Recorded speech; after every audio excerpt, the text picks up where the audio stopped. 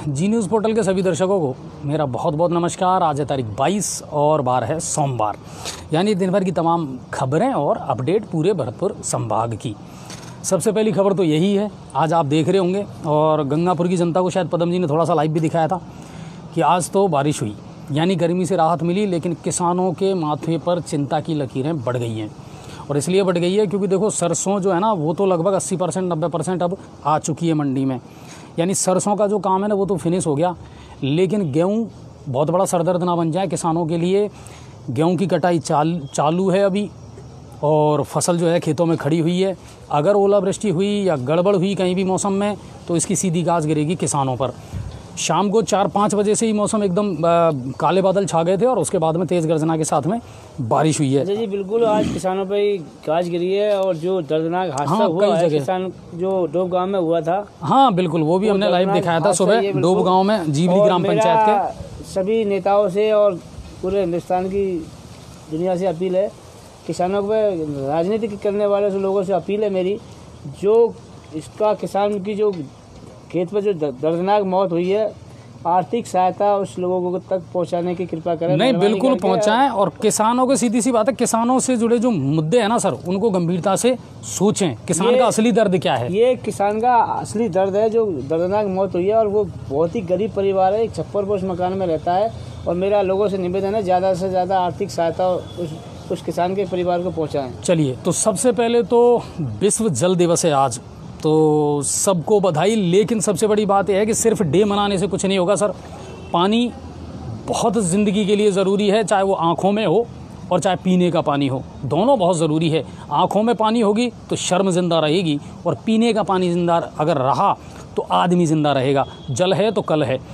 और आज प्रधानमंत्री मोदी ने भी इसको लेकर के एक मिशन की योजना आज से लॉन्च करी है, मिशन कि एक एक बूंद जल की बचानी है। और सर वाकई में इस मामले में गंभीरता से सोचना पड़ेगा। प्रकृति के जो सोर्सेज हैं उनके बारे में गंभीरता से सोचना पड़ेगा। हम जिस तरीके से बेहताशा इनकी बर्बादी कर रहे हैं ना, ये कोरोना जैसी बीमारियां इसीलिए हुई हैं क्योंकि हम प्रकृति से दूर होते चले गए। प्रकृति के नज़दीक रहेंगे तो ज़्यादा बेहतर रहेंगे और प्रकृति को सहेजना भी हम सब की जिम्मेदारी है। अच्छा जी, आज हमने जी न्यूज़ पोर्टल ने दिखाया था कि जलदाय विभाग के अधिकारी कर्मचारी किस तरह से एक एक बूंद की पानी की बचत कर रहे हैं, जो आज हाँ बिल्कुल, वो तो साहब अब चल ही रहा है। चलिए, इसके अलावा उन शहीदों को और उन रणबांकुरों को भी हमारा नमन। कल 23 मार्च है, शहीद दिवस है और 23 मार्च 1931 को उन नौजवानों को फांसी पर चढ़ाया गया था जिन्होंने शायद मातृभूमि और इस माँ भारती के लिए अपने प्राणों की हंसते हंसते आहुति दी थी। जी हाँ, भगत सिंह, राजगुरु और सुखदेव, कल इनको फांसी दी गई थी 23 मार्च 1931 को और उसे हम कल शहीद दिवस के रूप में मनाएंगे। एक पीढ़ी वो है जो नशे की तरफ जा रही है और एक पीढ़ी वो हुआ करती थी जिसे नशा तो था मगर आज़ादी का और अपनी मातृभूमि के लिए मर मिटने का नशा, दोनों में फ़र्क है। अच्छा जी, आज के लोग भगत सिंह पैदा तो करना जानते लेकिन अपने घर में नहीं, दूसरे के घर में नहीं। बिल्कुल, और देखिए ये सब है ना संस्कारों की बातें हैं सर। आज हम अपनी पीढ़ियों को, अपने बच्चों को क्या दे रहे हैं ये आपको सोचना पड़ेगा। कितनी हम उनको देशभक्तों की, आजकल तो सिलेबस में से हट गई। ऐसी ऐसी पहले कहानियाँ और कविताएं हुआ करती थी सर, महापुरुषों की, और ऐसी जीवनियाँ हुआ करती थी जो बहुत इंस्पायर्ड करती थी। आज वो माहौल सा ही ख़त्म हो गया। विद्यालयों में प्रेयर होना बंद हो गया सर। असेंबली जो होती है जिसमें प्रतिज्ञा बोला करते थे समस्त भारतीय, एक देखिए शुरुआत और जो संस्कार है ना वो तो असली यही थे साहब। भागदौड़ भरी ज़िंदगी में हमने बच्चों को भी अब इतना ज़्यादा कॉमर्शियल कर दिया साहब स्कूलों में कि मत पूछिए आप। संस्कार और संस्कृति जैसी चीज़ें हैं ना वो कोसों दूर हो गई है आज के बच्चों से, और इसकी वजह से ही अपराध पैदा होते हैं समाज में। ज़रूर इस पर गौर करिएगा। चलिए, अब मैं शुरुआत कर देता हूँ। पहले तो ये बताइए शेयर कर रहे हैं कि नहीं कर रहे आप लोग? भूल जाते हैं रोज़ रोज़। मेरी रिक्वेस्ट है शेयर करिए। मौसम ठंडा है आज तो मुझे भी अच्छा लग रहा है आज लाइव करने में। ठंडी हवा चल रही है और नेहरू गार्डन जो है उसमें काफ़ी जगह आज पानी भर गया, तो फटाफट शेयर करिए। चलिए, अब मैं राज्य स्तर की खबरें आपको बता देता हूं। तो रीट की एग्ज़ाम जो है 25 अप्रैल को होने वाली है और इसको लेकर के जैन समाज में है थोड़ा आक्रोश। 2 दिन से वो लोग शहीद स्मारक पर धरने पर भी बैठे हैं और आज मुख्यमंत्री के नाम उन्होंने पत्र भी लिखा है, रिक्वेस्ट की है कि साहब ये जो है रीट की एग्ज़ाम इसको स्थगित किया जाए। देखते हैं क्या होता है। सरकार का अभी तक तो यही है कि नहीं, 25 अप्रैल को ही रीट की एग्ज़ाम होगी। अच्छा जी, हमारे दर्शक पूछ रहे हैं कि शायद ऐसा कोई उपाय नहीं है जो सर बिजली से बचने का तरीका किसान को बताना चाहिए। शैलेश भाई सवाल, हाँ बिल्कुल आकाशीय बिजली कि आप जो पूछ रहे हैं ना सवाल तो वाजिब है, लेकिन देखिए हमारा किसान जो है ना सर वो ज़्यादा पढ़ा लिखा नहीं है। इन चीज़ों का प्रचार प्रसार हमको या युवाओं को ही करना पड़ेगा। आकाशीय बिजली से बचने के तरीके तो बहुत है, लेकिन जब आप खुले में हैं तो फिर बच पाना थोड़ा सा मुश्किल होता है। घरों में तो आपको पता है विद्युत तड़ित हम लगा देते हैं, कुछ टेक्नोलॉजी यूज़ कर लेते हैं आकाशीय बिजली से बचने के लिए बड़ी बड़ी बिल्डिंगों में, लेकिन किसान जो खुले खेत में है तो अब उसका तो क्या हो सकता है, तो वो है। और हर वर्ष होती है सर, हर वर्ष सैकड़ों किसानों की मौत होती है आकाशीय बिजली गिरने से, क्योंकि क्या करे सर, वो तो करना, उसको तो काम करना बेचारे को दिन रात। आपको पता है अब बारिश हो रही है और गेहूं की खेती है ना, जो है गेहूं की फसल है जो कट करके खेतों में पड़ी है। अब किसान तो बेचारा रात में भी जाएगा, पल्ली लेकर के उसे छुपाने का प्रयास करेगा। मैं अभी हॉस्पिटल में पानी भरने के लिए गया था प्याऊ पे, तो मैंने एक दर्दनाक वाक़या, एक महिला के दर्द सुना। तो वो महिला कह रही थी कि हमारे परिवार वाले आपस में बातचीत कर रही थी कि अब क्या करें, बरसात आ रही है, मरीजों को खाना बना के यहाँ पर दे के जाएँ या जो खेत में पड़ी फसलों को उसको बचाएँ, आखिरकार क्या करेगा? नहीं बिल्कुल, देखिए दोस्तों ये है ना, किसान का असली दर्द जानना है तो वास्तव में आप महसूस नहीं कर सकते। हमारे साथ बहुत सारे किसान भाई और दर्शक जुड़े हुए हैं।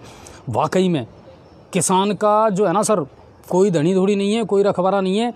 अगर सही पूछो ना आप, तो किसान एक ऐसा व्यक्ति है जिसका सीधा संबंध अगर किसी से है ना तो वो ईश्वर से है सर। उसकी खेती से लेकर के और उसकी सारी ज़रूरतें हैं ना वो उसी पर डिपेंड है।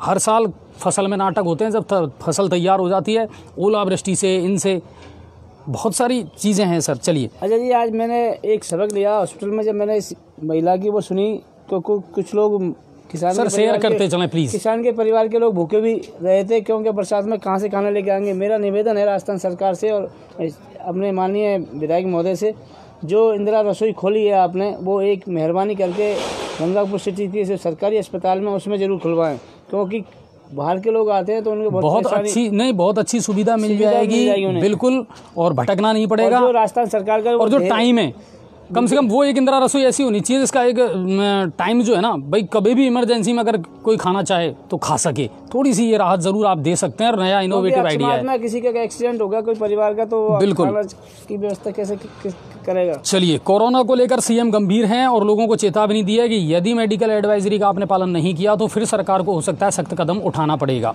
अफवाहों का बाजार गर्म है सर, और लगातार ये खबरें आ रही हैं। हमारे पास में कुछ व्यापारियों ने भी फ़ोन करे थे कि साहब ऐसा है, महंगे दामों में चीज़ें अभी से लोग कुछ ब्लैक मार्केटिंग कर रहे हैं। ये गलत बात है सर। याद रखना, कोई लॉकडाउन अभी तक नहीं है, केवल शहरी निकायों में रात को 10 बजे से सुबह 6 बजे तक का ही लॉकडाउन है। बाकी स्थिति अभी सामान्य है, लेकिन ये निश्चित मानिए कि आपको और हमको मिलकर के थोड़ा सा अब प्रोटेक्ट होना पड़ेगा, बिल्कुल होना पड़ेगा सर, ताकि हालात ज़्यादा ना बिगड़ें। 602 केस आए हैं आज और सवाई माधोपुर से 3 आए हैं, ठीक है। तो केस तो बढ़ रहे हैं सर लगातार, और ये चिंता का विषय ज़रूर है। लेकिन साथ ही साथ अब देखिए आज कोरोना जागरूकता रैली निकाली गई अभियान के तौर पर कि लोगों को जागरूक किया जाए। जी बिल्कुल, रैली निकाली और सारे प्रशासनिक अधिकारी मौके पर थे, माननीय एडीएम साहब थे, एसडीएम साहब बिल्कुल। थे, और आज है ना कोरोना में 5 मौतें भी हुई है, प्रदेश भर में 5 मौतें हुई हैं। तो कोरोना का जो मामला है तेज़ी से बढ़ रहा है। एक चीज़ और वो दर्द ये है अभिभावकों का। देखो अभी असमंजस की स्थिति चल रही है, स्पष्ट कुछ नहीं हुआ है। फीस कितनी देनी है और कितनी लेनी है, सुप्रीम कोर्ट ने कह दिया 100% देनी पड़ेगी। पेरेंट्स बिल्कुल तैयार नहीं है देने के लिए। शिक्षा मंत्री ने कह दिया था नहीं, जितना दिन स्कूल चला है उतनी देनी पड़ेगी, फिर वो 70% वाला रूल निकाला। ये असमंजस की स्थिति अभी भी है। आज आपको मैं बताऊं, जयपुर के अभिभावक एकता आंदोलन जो समिति है, उन्होंने लेटर लिखा है सचिवालय के माध्यम से मुख्यमंत्री को कि साहब अभिभावकों का दर्द समझें, पढ़ें। पिछले 9 महीने से लगातार स्कूल जो है, मतलब जब से स्कूल खुले हैं या उससे पहले भी अभिभावकों पर दबाव बनाया जा रहा था फीस के लिए, और अब परीक्षा नज़दीक आते आते अब ये दबाव ज़्यादा पड़ रहा है। अभिभावकों से फीस वसूल की जा रही है, उन पर दबाव बनाया जा रहा है। अभिभावकों को राहत ज़रूर दी जानी चाहिए। ये हमारी भी व्यक्तिगत, अगर मुझसे कोई पूछे तो मैं भी यही कहूँगा कि हाँ थोड़ी राहत तो मिले। छोटे बच्चों का परिवारों का दर्द है कि जो बच्चे बिल्कुल स्कूल ही नहीं गए, मैक्सिमम तो वही तबका है हमारे देश में, हमारे राज्य में। स्कूल ही नहीं गए तो क्या की फीस देने, तो वो चीज़ है। कौन से वास्तविकता में स्कूल वालों ने टीचरों को कौन सी फीस दे दी? कई टीचर ऐसे चिल्ला नहीं, और बिल्कुल उस दर्द को समझना पड़ेगा सर। टीचर बेरोजगारी हुए हैं, किसी को कोई तनख्वाह नहीं मिली, स्टाफ को भी बमुश्किल कुछ स्कूल ऐसे हैं जिन्होंने थोड़ी बहुत दी होगी, वरना किसी को नहीं मिली है, बेरोजगारी बढ़ी है। तो ये दर्द पहचानना पड़ेगा और बिल्कुल सोचना पड़ेगा। अच्छा, एक ब्रेकिंग और आई है, अब मैं आपको बता देता हूँ। वो आई है भरतपुर से, और भरतपुर से आई है नदवई के डेहरा मोड़ पुलिस चौकी में भीषण आग लगी है। अभी कुछ देर पहले की ब्रेकिंग है। और 2 दर्जन जो है, इसमें दर्जन जब्त जो वाहन थे वो जल गए हैं, 7 मीडियम और 20 बाइक जल चुकी हैं। मौके पर दमकल पहुंच चुकी है, आग बुझाने का प्रयास किया जा रहा है। तो एक बड़ा हादसा हुआ है आगजनी का। यहाँ पे मच्छर बहुत खाते हैं। कल फॉगिंग नहीं करवाई अभी आपने पदम जी? लोग पूछ रहे थे कल। अजय जी, ऐसा है, पेट तो सभी को भरना है। अब वो मच्छर भी तो अपना पेट तो भरेंगे ना कहीं। अरे सर, वो तो सही बात है, पर अब जिनको खून चूसने की आदत है तो वो तो खून ही चूसेंगे। नहीं, खून चूसने की आदत, चाहे राजनेता हो, चाहे जो भ्रष्ट अधिकारी हो, लेकिन अब इनका खून ऐसी भी खूब चूस रही है। हाँ बिल्कुल। अब इन मच्छरों के लिए बढ़िया एक रैकेट बना दिया इलेक्ट्रिक एसीबी ने। चलिए शेयर करते चलिए आप साथ साथ। अब चलते हैं भरतपुर की तरफ, और ज़िले से आज एक और दर्दनाक खबर आई सर। और हालांकि खबर ये 2-3 दिन पुरानी है, लेकिन एफआईआर कल दर्ज हुई थी इस मामले में। और दरअसल एक 14 वर्षीय बालिका के साथ में 31 घंटे तक अलग अलग स्थानों पर बंधक बनाकर दुष्कर्म किया गया 4 के द्वारा। और बड़ी दर्दनाक घटना थी। आज इसको लेकर के जो सांसद हैं दिया कुमारी जी, उन्होंने भी एक ट्वीट किया था, बयान आया था उनका कि क्षुब्ध करने वाली और दिल दुखाने वाली ये घटनाएं अब राजस्थान में रोज़ हो रही हैं। बिल्कुल एक भी दिन ऐसा नहीं जा रहा जब दुष्कर्म की घटनाएं ना हो रही हों और किसी क्षेत्र से कोई समाचार ऐसे ना आ रहे हों। कारण क्या है, मानसिकता क्या है, और इस बारे में और बहुत सारे जो बातें हैं ना, वो कल का आप हमारा लाइव ज़रूर देखना। डिबेट करवाएंगे हम, कानून और अपराध। सबसे बड़ी बात यह है, खामी है कहाँ और क्या सुधार इसमें किया जा सकता है। क्या अदालतें जिन अपराधियों को सज़ा सुनाती है वो सही है, क्या उनसे सुधार हो रहा है समाज में? सुधार तो नहीं हो रहा। हमारे यहाँ तो एक ही थेरेपी है, अगर एक बंदा एक बार जेल चला गया ना कोई भी, तो वो वहाँ से सुधर के नहीं आता, बल्कि एक अपराधी बन के आता है।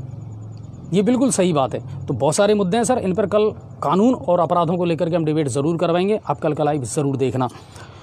तो एक बड़ी घटना हुई है। एक चीज़ और है, जो समाज के ठेकेदार है ना, जो एक बार कोई अपराधी किसी से क्राइम हो जाता है तो जो समाज के ठेकेदार है ना, तो उनको इस्तेमाल भी करते हैं वही लोग। नहीं, वो जो भी है बिल्कुल, और वो समाज की मुख्य धारा में वापस लौट ही नहीं पाते। कुल मिलाकर के ये है।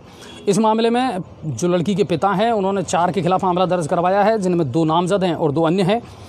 और पीड़िता का मेडिकल करवा दिया गया है। आरोपियों की तलाश जारी है सख्ती से, और इसमें डीएसपी प्रदीप यादव खुद मॉनिटरिंग कर रहे हैं। वो देख रहे हैं इस पूरे मामले को। दबिश भी दी गई थी नामजद आरोपियों के घर, लेकिन वो भूमिगत हो गए अंडरग्राउंड। और बुधवार की रात को इस बालिका का अपहरण किया गया था, और शुक्रवार को सुबह इसे छोड़ा गया था चौथे आरोपी के द्वारा। और फिर भाई के द्वारा ये मामला जब संज्ञान में लिया और इसमें एफआईआर दर्ज करवाई गई है, पर वास्तव में मामला दहलाने वाला तो था सर। हाँ, अब चलते हैं धौलपुर की तरफ। धौलपुर एसपी केसर सिंह शेखावत लगातार इनामी डकैत केशव गुजर और मुकेश ठाकुर, इनकी गैंग के पीछे लगे हुए हैं, और शुरू से करते आ रहे हैं वो लंबे टाइम से इस मामले में काम। अब उन्होंने अपने जो सर्चिंग अभियान है उसको बदला है, पैटर्न को बदला है, और अब चंबल किनारे और जो है डांग का क्षेत्र, इनमें अब सरगर्मी से तलाश की जा रही है इन गैंग की। उम्मीद करते हैं उनको सफलता ज़रूर मिलेगी। इस मामले में 4 सर्किल सीओ और ईआरटी भरतपुर की टीम को लगाया गया है, और कई थानों के जो थाना इंचार्ज हैं वो भी लगाए गए हैं। देखते हैं सफलता ज़रूर मिलेगी। अब चलते हैं अगली खबर, और ये भी वही फिर एक और मतलब गुस्सा दिलाने वाली खबर कि बजरी से भरी ट्रैक्टर ट्रॉली ने फिर आज जान लेने का प्रयास किया। 2 युवक थे, जिम से आ रहे थे, और बजरी से भरी ट्रैक्टर ट्रॉली टक्कर मार दिए उनको। ज़बरदस्त और भीषण स्थिति हो गई उनकी, और गंभीर अवस्था में उनको रेफ़र कर दिया गया है, और ट्रॉली में की चपेट में आ गए थे। आक्रोशित लोगों ने NH 123 पर जाम लगा दिया। पुलिस ने समझाइश की और उसके बाद में जाम को खोला गया। अब चलते हैं करौली की तरफ। तो नांदोती के गढ़खेड़ा गांव में एक महिला का शव कुएं में मिलने से सनसनी फैल गई। ग्रामीणों की मदद से उस शव को निकलवाया गया। मृतका रीना बैरवा पत्नी भूरा बैरवा थी और सुबह उसके शव को निकलवा करके पियर पक्ष के आने के बाद में पोस्टमार्टम करवाया गया था। 3 संतानें हैं मृतका के। क्या पारिवारिक कोई वजह थी या क्या कारण था, ये तो पुलिस जांच का विषय है। शेयर नहीं कर रहे लोग, कम कर रहे हैं, देख लो, हमें पता लग जाता है। पदम जी क्या करें, ये जो लोग शेयर नहीं करते। शेयर करना चाहिए, हम आपके पीछे तो दिन भर भाग दौड़ करते हैं। पर एक गलती कर रहे हैं, सिर्फ अनछुए पहलू को ही शेयर करते हैं। दिन की खबरों को, जैसे डोब वाली खबर थी आज जो पदम जी ने लाइव चलाई, उसको ज़बरदस्त आप लोगों ने शेयर किया, धन्यवाद। इससे क्या होता है, बात पहुंचती है सर। सोशल मीडिया बहुत ताकतवर चीज़ है आज के ज़माने में। हमारा उद्देश्य क्या है, आपका उद्देश्य क्या है, अपनी बात को प्रशासन तक किसी भी माध्यम से पहुंचाना, पर वो पहुंचनी चाहिए। पहुंचेगी तब जब आप शेयर करेंगे। क्योंकि अजय जी, आप लोग भी, हम लोग सब जो जितने भी मीडिया वाले लोग हैं, बड़ी मुश्किल से अपने परिवार के जो कार्य होते हैं ना, वो मेन कार्य उनको भी छोड़ कर जाते हैं और घटना स्थल पर पहुंचने का प्रयास करते हैं। इसलिए ज़्यादा से ज़्यादा शेयर करें भाइयों। चलिए अब अगली खबर करौली से। और करौली एसपी मृदुल कछावा बिल्कुल एक्शन में नजर आ रहे हैं। उनके निर्देश पर थाना सदर थाना पुलिस और स्पेशल टीम ने मुठभेड़ के दौरान इनामी बदमाश को दबोचा है। 10,000 का इनामी डकैत था शिवराम गुजर, और पुलिस को देख करके इसने फायरिंग की। जवाबी कार्रवाई करते हुए पुलिस ने भी फायरिंग की और इसको गिरफ्तार कर लिया। आरोपी से 315 बोर राइफल, 50 जिंदा कारतूस बरामद किए हैं। और बादलपुर क्षेत्र की ये घटना है जो आज करौली पुलिस ने की। बिल्कुल, तो अच्छी घटना को अंजाम दिया, अच्छी मुठभेड़ को अंजाम दिया और एक इनामी बदमाश को पकड़ा। तो बहुत बहुत बधाई करौली पुलिस को और एसपी मृदुल कछावा जी को। जिले में ख़राब मौसम ने बढ़ाई किसानों की चिंता। करौली जिले की खबर है ये।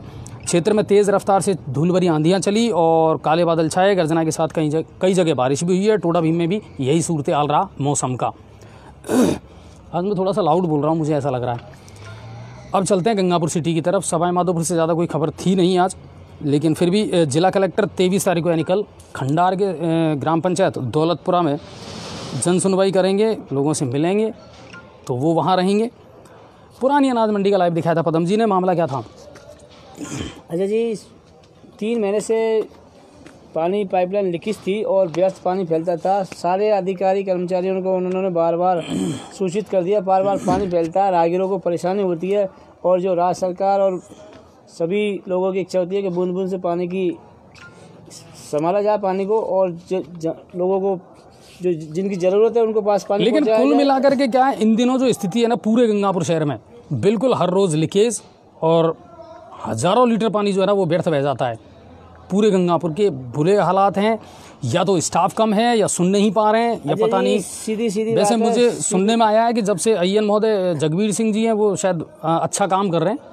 वो काम करते हैं, लेकिन जो उनके जो स्थानीय जो और कर्मचारी हैं, जो कर्मचारी है वो सही तरह से मॉनिटरिंग नहीं करनी चाहिए। जो मॉनिटरिंग होनी चाहिए, क्या उन्हें पता नहीं गंगापुर सिटी में कितनी जगह व्यर्थ पानी फैल रहा है।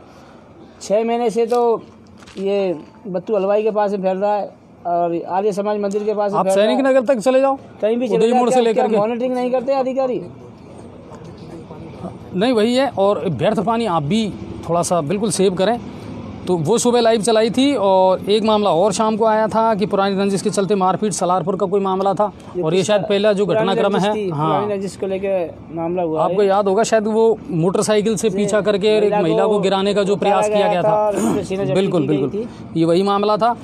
कोरोना जागरूकता रैली आज निकाली गई। एसपी महोदय, एडीएम महोदय, उनके नेतृत्व में अग्रवाल कॉलेज की जो विद्यार्थी हैं, छात्राएं हैं, उन्होंने बिल्कुल जागरूकता का संदेश दिया। नो मास्क नो एंट्री, 2 गज की दूरी, मतलब सोशल डिस्टेंसिंग, सैनिटाइज़र, और भीड़ भाड़ वाले इलाके में जाने से बचें, ये ज़रूरी है। अच्छा जी, सबसे बड़ी बात तो एडीएम साहब ने आज एक अच्छा रोल अदा किया। एडीएम साहब ने, एसडीएम साहब ने और अतिरिक्त पुलिस अधीक्षक ने।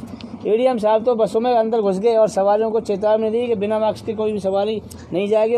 यही एक्शन होने चाहिए। और ये काम पहले है ना, कोरोना के टाइम भी काफ़ी किया है एडीएम साहब ने। रोडवेज की बसें पर चढ़ गए और चेतावनी दी उनको, ड्राइवर को और कंडक्टर को, यदि आप बिना मास्क के ले जाओगे तो आपके खिलाफ में कार्रवाई की जाएगी और आपके खिलाफ विभागीय कार्रवाई भी करवाई जाएगी। चलिए, तो कुल मिला करके कुछ समझाइश और कुछ डर बहुत जरूरी है। और तो प्रशासन बिल्कुल अगर जागरूकता रखेगा तो अच्छा रहेगा। थोड़ा सा साहब ने सख्ती लहजे में कहा है, जी न्यूज पोर्टल के माध्यम से भी कहा है, अगर कल से किसी ने भी अगर कोई बिना मास्क मिलेगा तो 500 रुपये का जुर्माना किया जाएगा उसके ऊपर। और अगर कोई दुकानदार के पास कोई ग्राहक भी जाएगा तो बिना मास्क के सामान नहीं देगा दुकानदार उसको। नहीं, बिल्कुल बिल्कुल। और कल हमारा कैमरा भी घूमेगा, ज़रूर घूमेगा। हम देखेंगे कितने लोग मास्क का प्रयोग कर रहे हैं, नहीं कर रहे हैं। देखिए, आप लोग और हमारे पास में एक्सक्यूज़ बहुत होते हैं सर।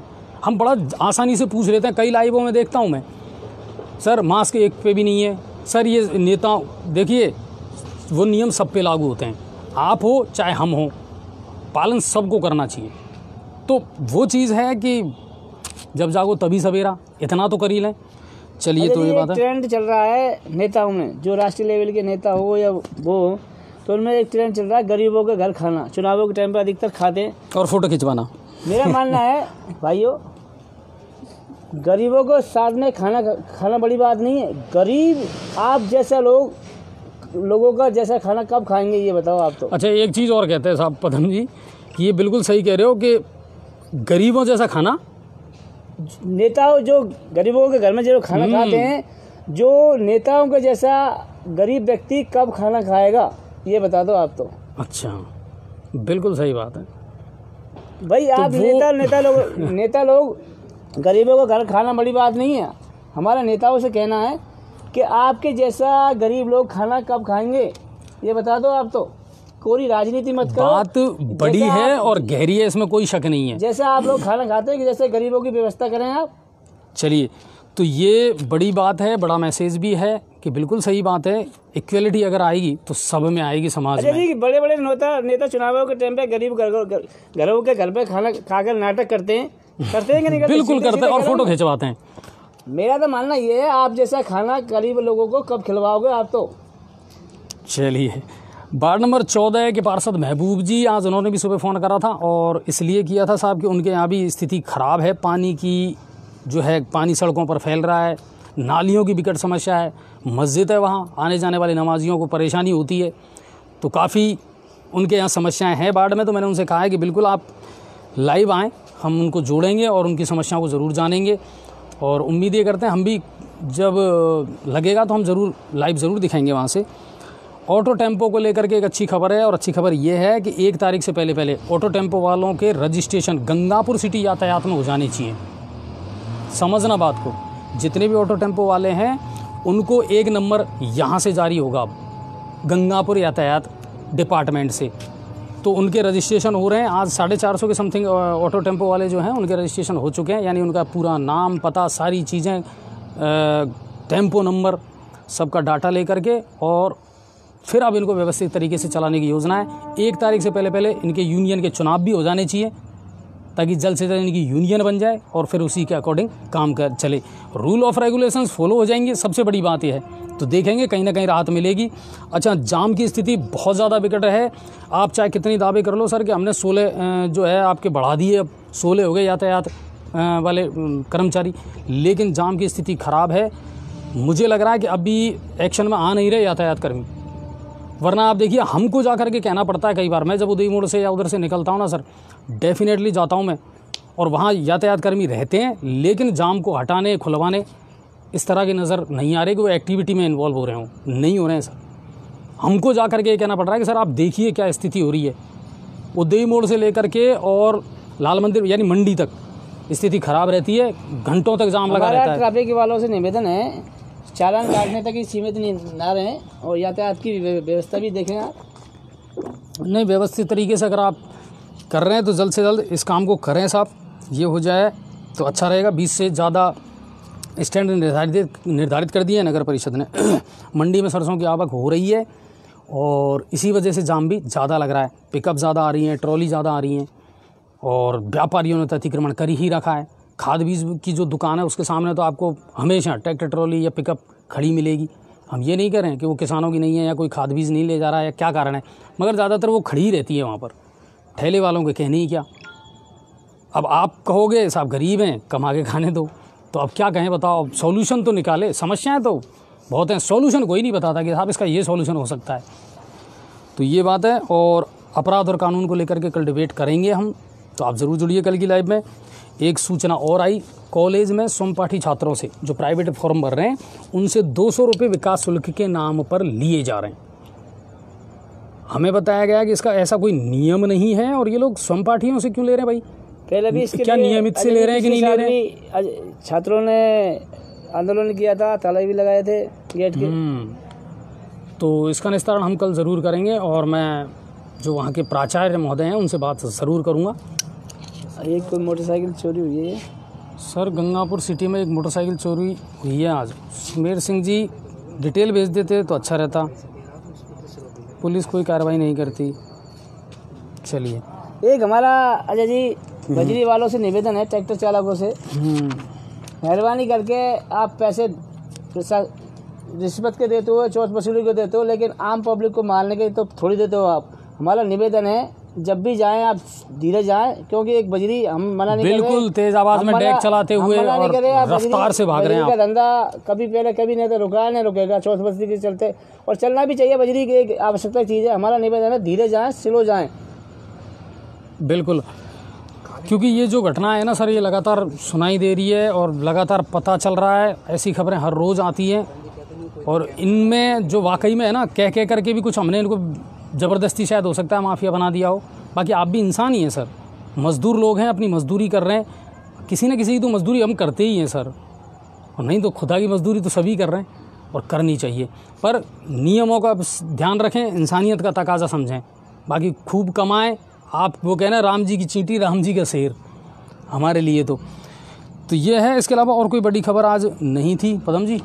है कोई? सबसे बड़ी खबर है दर्दनाक हादसा था जो किसानों की, एक किसान की जो मौत हुई डोब गाँव में। बिल्कुल, और हमारा सभी स्थानीय लोगों सभी से निवेदन है, वो किसान परिवार बहुत गरीब व्यक्ति है, जिससे कि घर उसके सीने पे जो बिजली उसने झेली है और दर्दनाक उसके हादसा हुआ। हमारे लोगों से अपील है ज़्यादा से ज़्यादा आर्थिक सहायता उसके घर पे पहुँचाएँ, और राजनेताओं से निवेदन है किसानों के नाम पर राजनीति नहीं करें, उनके घर पे पहुँचे और उनके परिवार बच्चों को राजनीतिक आर्थिक सहायता पहुँचाएँ। बिल्कुल सही बात है। और सबसे बड़ी बात यह है कि बेवजह की, वो कहते हैं ना कि हंगामा करना मेरा मकसद नहीं, और मैं चाहता हूँ कि सूरत बदलनी चाहिए।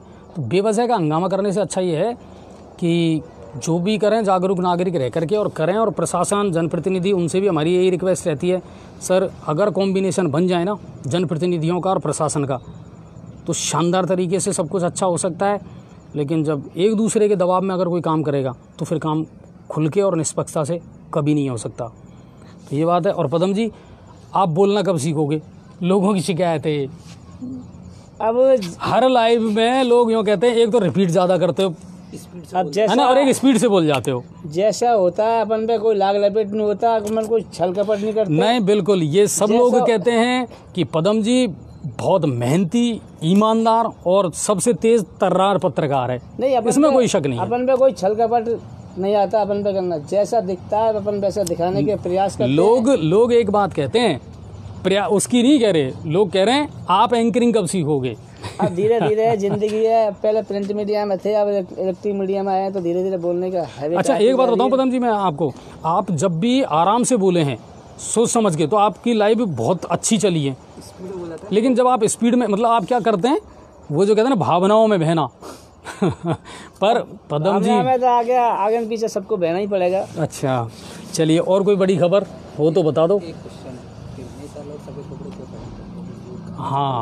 हाँ, ये भी सही बात है। एक लॉजिक वाला क्वेश्चन है कि ये सारे नेता लोग जो हैं वो सफ़ेद कपड़े क्यों पहनते हैं, है ना? सफ़ेद ही कपड़े क्यों पहनते हैं लोग? सफ़ेद कपड़े अपने गुनाहों को छुपाने के लिए पहनते होंगे, या तो इसका जवाब देंगे कल, है ना? आप अपने अपने हिसाब से जवाब देते रहिए, हम अपने हिसाब से जवाब देंगे जो हमें अच्छा लगेगा। कमेंट में लिखते रहिए कि आखिर सारे जितने भी ये नेता हैं, राजनेता हैं, ये सफ़ेद कपड़े ही क्यों पहनते हैं। चलिए, आज का इतना ही लाइव था। तबीयत पहले की बजाय ठीक है, ये मैं कह सकता हूँ। गला ठीक है, लेकिन धीरे धीरे टाइम लगेगा। और दोस्तों, हमें हमारे दर्शकों से निवेदन है, इंसान और इंसानियत ही सबसे बड़ा धर्म है। कभी भी इंसानियत मत छोड़ो, मरने के बाद में इंसानियत ही जाएगी आपके साथ में। चलिए, बहुत बहुत धन्यवाद आप सभी का। मौसम अच्छा है, और लेकिन उम्मीद ये करते हैं कि ज़्यादा कहर ना ढाए बस किसानों पर। तो यही बात है, और इसके अलावा कोई खबर नहीं थी। जो शहर में चल रहा है वो लगातार हम आपको दिखाते आ रहे हैं, लेकिन हर समस्या का समाधान एक दिन में नहीं होता। इंतज़ार आम आदमी ने हमेशा किया है और आम आदमी हमेशा इंतज़ार ही करेगा। और हमारा सरकार से निवेदन है, थोड़ा बहुत आंखों में पानी आया शर्म हो तो ये पेच वर्ग वालों को पेमेंट करा दो, जिससे कि ये गड्ढे भर सके शहर के। अमृत योजना का 3 महीने से ऊपर ज़्यादा टाइम हो चुका है गंगापुर और बार बार हम ये मुद्दा उठा चुके हैं कई बार। हमारा निवेदन है पेमेंट कराकर उनको गड्ढों को भरवाएं। चलिए, आप सभी का बहुत बहुत धन्यवाद और शेयर ज़्यादा से ज़्यादा किया करें, लाइक ज़्यादा से ज़्यादा किया करें सर। लोगों को बताएं, लोगों तक पहुंचाएं इस चैनल को, फिर बहुत मज़ा आएगा। शायद कुछ कर पाएँ, वही बात है। हंगामा करना मेरा मकसद नहीं और मैं ये चाहता हूँ कि ये सूरत बदलनी चाहिए। चलिए, बहुत बहुत धन्यवाद। जय हिंद और जय भारत।